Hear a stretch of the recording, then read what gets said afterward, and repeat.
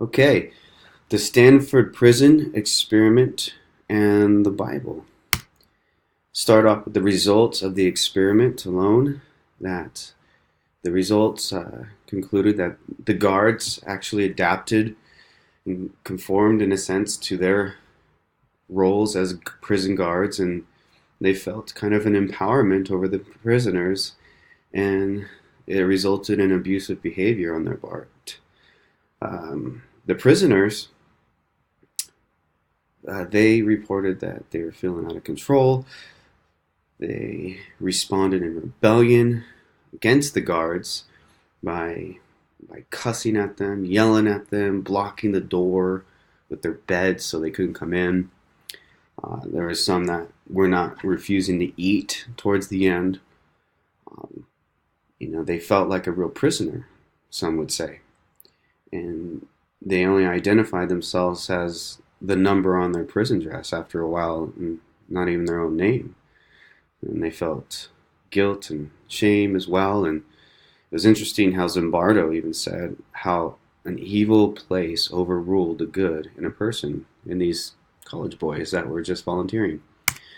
I compared it to the story of Lot and his family in Genesis when he moved his family near Sodom, which was described as a wicked and great sinners against the Lord that lived there.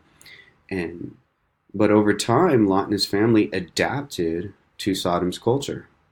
And I use the word adapted and emphasize on that because that's how the professor described his experiment that the prisoners and guards adapted with the roles in the Stanford prison experiment. And so thinking about Sodom, as a result, the culture of Sodom, they influenced the lifestyle of sexuality with Lot's family that was common in their society, and really changed Lot's moral conscience. When we see in Genesis 19, when he was guarding the two men that came to visit him, which were the angels, and the men of the city wanted to have their way with those two guys, Lot did not think twice to give away his daughters to be raped, and which is crazy. Similar, the prisoners in the experiment began to behave in rebellion and anger, and the guards were aggressive with their verbal and physical abuse. The experiment volunteers had the illusion of a prison, whereas Lot's family had the reality of Sodom. The consequences for Lot's family was pretty severe, as the sons-in-law were no longer with his daughters anymore, for they stayed behind, so they didn't have their husbands anymore. Lot's wife was lost because she turned into a pillar of salt, and his daughters decided to get him intoxicated and have ancestral relationships with him and bear his children. The college boys from the experiment did not know each other, and so they were turning against each other, and feeling hatred in such a short time. The volunteers, especially the prisoners, were stripped of their identity, devalued as a human being. The behavior that Lot and his family adapted was sexual, whereas the volunteers of the experiment adapted to anger, power, and violence.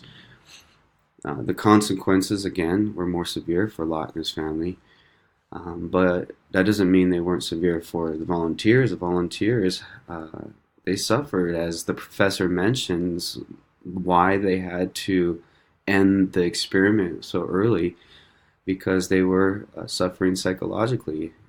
As mentioned in the previous slide, they were feeling guilt and shame, and it wasn't a good setting. And after debriefing, they did some debriefing with the volunteers just to make sure they were not permanently damaged, and the professor reported that they were not, which is good.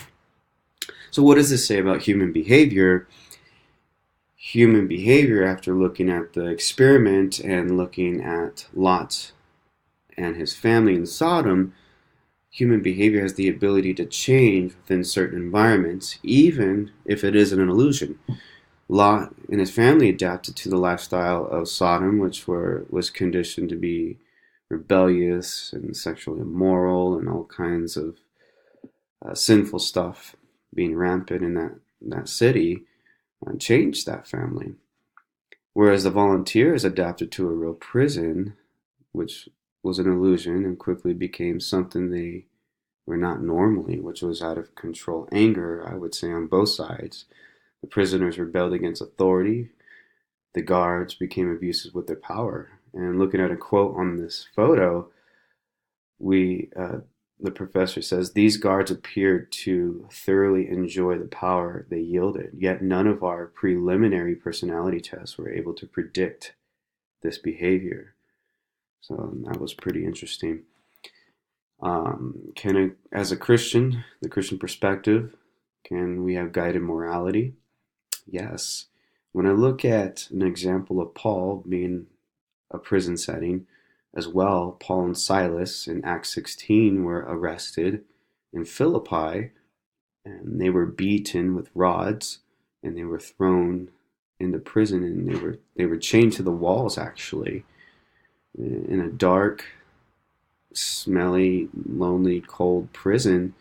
And they could have their behavior did not change, and anger did not react in those kind of ways that we saw with the experiment. In fact, they had peace and trust in the Lord, and they sang songs to the Lord, it says. And that's when the prison broke, or the earthquake happened, and the doors flung open, and the Philippian jailer was about to commit suicide because he thought he was going to get in trouble, where Paul says, stop, we're all here, and leads them to the Lord. Great story.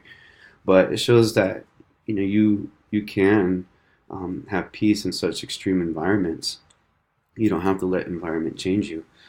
Paul advised the Corinthian Christians to not continue to be adapted to their sexual lifestyle of that city that was filled with all kinds of sin, but yet remove themselves from being connected to such actions, and remove yourself from people that are practicing such things, and keep yourself in community, Christian community.